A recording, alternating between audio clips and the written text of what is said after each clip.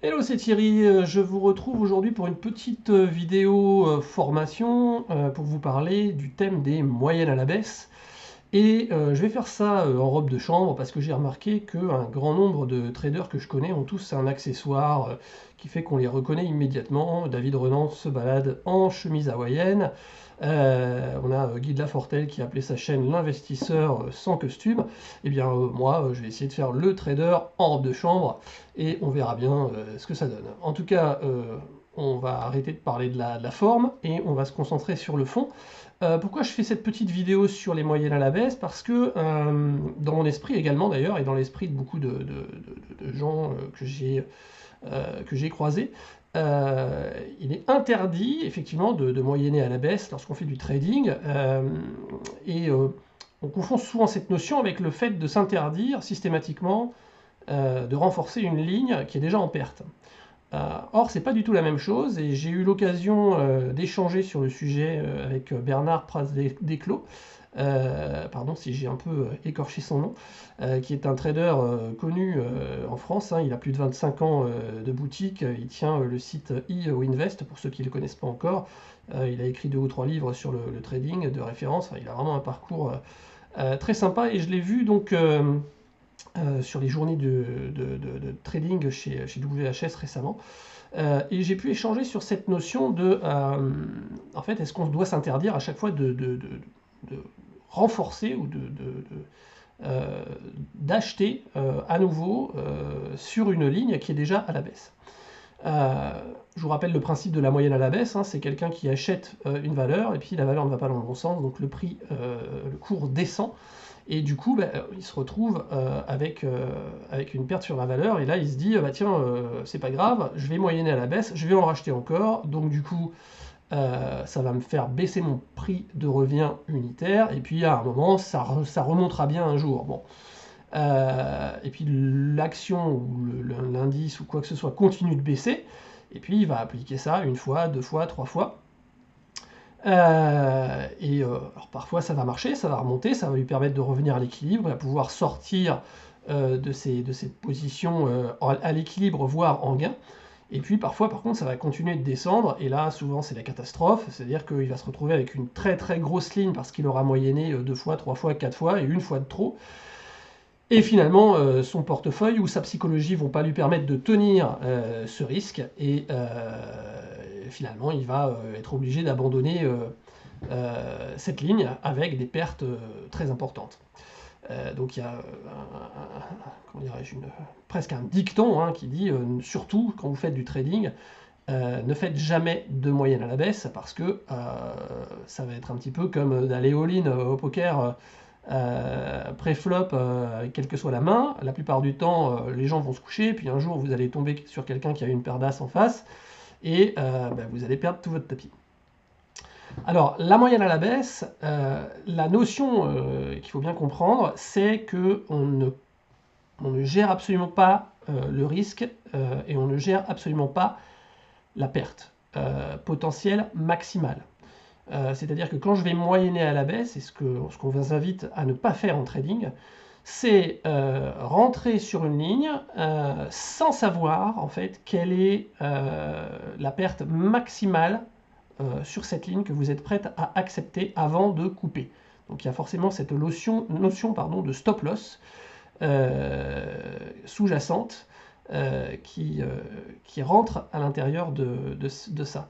Une moyenne à la baisse sans définir le risque maximal qu'on va prendre au cas où le titre va baisser, la perte maximale qu'on est prête à encaisser avant de s'obliger à couper sa position, c'est ce qu'on appelle la moyenne à la baisse, débridée, sans contrôle, qui mène au pire.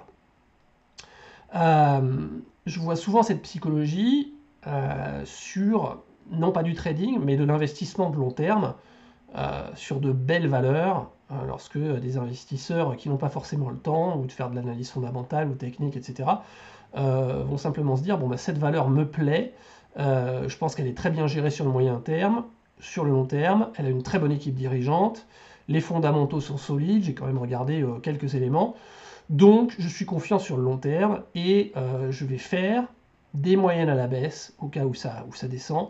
Je vais acheter par petits paquets, même en termes comment dirais-je, régulièrement dans le temps. Et de toute façon, elle finira bien par remonter et je vais lisser. Donc, j'ai pas de jugement de valeur par rapport à ça. J'imagine par exemple que sur des valeurs de qualité du type LVMH, on peut très bien se dire, bon, eh bien moi je ne vais pas placer de stop loss, je ne vais pas définir le risque maximal que je suis prêt à prendre. Je considère que c'est une valeur qui est très très bien tenue, qui a une très bonne équipe, qui a des fondamentaux très solides, ce qui fait que bon, bah, si jamais j'en achète un peu aujourd'hui à 650 € et que demain elle descend à 500, eh bien je prendrai le risque de moyenner à la baisse, et puis si elle descend à 400, eh bien, je doublerai la position, et puis c'est tout. Je ne me pose pas plus de questions que ça. Très bien, c'est une philosophie. On parle là souvent d'investissement à long terme. Il faut être très sélectif à ce moment-là sur la qualité des dossiers afin effectivement de limiter le risque. Quand on parle de trading, on va évidemment se permettre d'investir sur des horizons de temps beaucoup plus courts et sur des valeurs qui ont une qualité ou des fondamentaux qui sont moins solides. Et là-dessus, on va aussi donner une part assez importante à l'analyse graphique, à l'analyse technique, pour essayer de regarder dans quelle zone de prix ces valeurs sont susceptibles de se retourner, de repartir à la hausse, dans quelle zone de prix elles sont susceptibles de continuer ou de prendre une direction vers le haut, une direction haussière. Et donc on va analyser tous ces éléments en essayant de faire attention au ratio risk-reward, donc d'essayer d'être attentif au potentiel de gain par rapport au potentiel de perte. Et ce potentiel de perte, il se manifeste par la définition d'un stop loss. D'accord ? Donc, la plupart des analyses que vous allez voir, eh bien, on va dire, bah, tiens, voilà, cette action-là, si je la prends à 60 €, eh bien, je vais mettre un stop loss à peu près 55, et donc là-dessus, vous allez immédiatement calculer la perte. Hein. Si jamais le titre passe sous 55, vous aurez perdu 60 moins 55 égale 5 €. Et voilà, on n'en parle plus. Et puis mon espérance de gain, bah, c'est 10 parce que mon objectif c'est 70. Donc si je gagne 10. Si je perds 5. Et donc ça me fait un ratio qu'on appelle risk-reward de 2 pour 1. Bon, mais ça c'est un scénario, je dirais, simplifié à l'extrême, où les décisions du trader sont d'acheter une seule fois 100% de sa ligne, et puis de sortir ensuite 100% de sa ligne lorsqu'il gagne ou lorsqu'il perd. Donc là, il a une idée très précise de son ratio risk-reward. Bon, la réalité, elle est beaucoup plus grise que ça, hein, elle est beaucoup plus floue, elle n'est ni blanc ni noir. D'abord, on n'est pas obligé de rentrer en une seule fois. On n'est pas obligé de sortir en une seule fois non plus. Donc il devient à ce moment-là beaucoup plus difficile de définir un ratio risk-reward dès le départ. D'accord ? Donc il y a ensuite plusieurs stratégies pratiquées par certains traders qui sont de rentrer en plusieurs fois sur une ligne. Alors par exemple, on a des traders comme Eric Lefort qui vous parle et qui illustre dans certaines de ses vidéos le mode barrique, d'accord, où il ne va pas rentrer en une seule fois, mais il va rentrer en 2 fois, en 3 fois. Et la plupart des exemples qu'il donne montrent qu'en fait, il va rentrer une deuxième fois et une troisième fois à partir du moment où le titre va déjà dans le bon sens. Et donc où ça se rapproche de l'objectif. C'est-à-dire qu'il va par exemple acheter une valeur, comme je viens de vous le donner dans l'exemple précédent, à 60 €. Et puis, bah, si ça monte un petit peu, il va en racheter à 63, et puis encore à 65. Je vous laisse découvrir hein, cette technique, cette stratégie, et pourquoi il l'applique et dans quelles conditions. Et donc, en fait, il va renforcer sa ligne à partir du moment où il est déjà en gain. Et donc, on peut se dire, bon, très bien, moi je m'interdis les moyennes à la baisse, je m'autorise de renforcer une position à partir du moment où elle est déjà en gain, parce que bah, ça ne va pas me faire prendre beaucoup plus de risques par rapport à ma position initiale, je vais rapprocher un petit peu mon stop loss, etc. Mais bon, voilà, je ne vais pas augmenter mon risque. Qu'est-ce qui se passe lorsque j'ai une action qui est à 60 €, mais que, eh bien, elle va dans le mauvais sens? elle descend vers 55. Est-ce que je me permets d'en racheter malgré tout ou pas, ou est-ce que je m'interdis strictement d'en racheter en me disant bah non, ça va dans le mauvais sens, j'ai mis un stop loss vers 54, donc je vais sûrement pas renforcer à ces niveaux-là.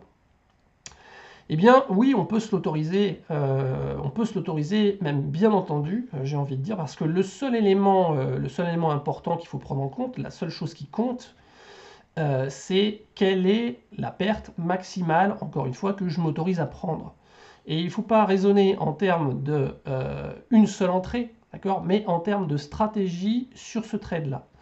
Et la stratégie, je vais la définir dès le départ. Et si, dès le départ, j'ai défini que j'allais rentrer, par exemple, sur une demi-ligne seulement à 60, mais que je m'autorisais, si les cours descendaient à 55, de renforcer d'une demi-ligne en plaçant un stop loss à 54 ou à 53. Et donc en calculant pour chacun de ces scénarios-là quelle va être, dans le pire des cas, ma perte maximale, eh bien j'ai quand même défini exactement la perte que je m'autorise pour ce trade. J'ai défini ce que j'allais perdre dans le pire des cas si le titre je l'achète à 60 pour une demi-ligne, il descend à 55, je rachète une demi-ligne et je décide qu'à 53 ou 54 je vais mettre un stop loss et je couperai toute ma ligne. À partir de ces éléments, j'ai bien défini l'ensemble des critères de sortie et je peux définir ma perte maximale sur non pas une entrée, mais sur plusieurs entrées dans le pire des cas, dans le pire des scénarios possibles. Et à partir du moment où j'ai défini cette perte, d'accord, et que donc je sais gérer la taille de ma ligne par rapport à la taille entière de mon capital, si j'ai des critères comme je ne veux pas risquer plus de 1% par trade, ça ne va pas être par trade, ça va être sur cette stratégie au global qui est sur plusieurs entrées à la fois. Eh bien, j'ai le droit de le faire. Et même, je dirais que ça peut faire partie de stratégies qui sont intéressantes à effectuer. Donc j'ai été très content de clarifier ça avec Bernard l'autre jour, parce que moi, naturellement, c'est souvent ce que je fais sur certains critères quand je trade sur plusieurs unités de temps. Alors là, derrière ma superbe capuche, vous avez les écrans du DAX sur les unités hebdomadaires à gauche et daily, journalière, à droite. Donc vous avez un exemple, par exemple ici, vous voyez, c'était il n'y a pas très longtemps, c'était il y a quelques semaines, fin 2023, quand on était en plein dans le rallye haussier, ici. Et à un moment, on arrive à ce niveau-là, et vous voyez qu'on est en hebdomadaire ici, donc une bougie, c'est une semaine, en termes d'unité de temps. On arrive sur une résistance en rouge ici, potentielle, qui correspond au plus haut il y a pas mal de temps, plus haut historique d'ailleurs je crois sur le DAX, qui sont susceptibles donc de créer une résistance lorsqu'on va s'approcher de ces cours. Et puis je vois aussi que nous avons ici en gris, vous voyez sur le graphique, ce sont des bandes de Bollinger sans période. Moi je les utilise dans mon système de trading, elles sont en range. Et lorsqu'elles sont en range, eh bien, la bande Bollinger supérieure est également susceptible de former une zone de résistance. Donc j'ai deux zones de résistance en hebdomadaire potentielles. J'ai celle qui est à 16 500 ici, puis j'en ai une à 17 000 finalement. Là.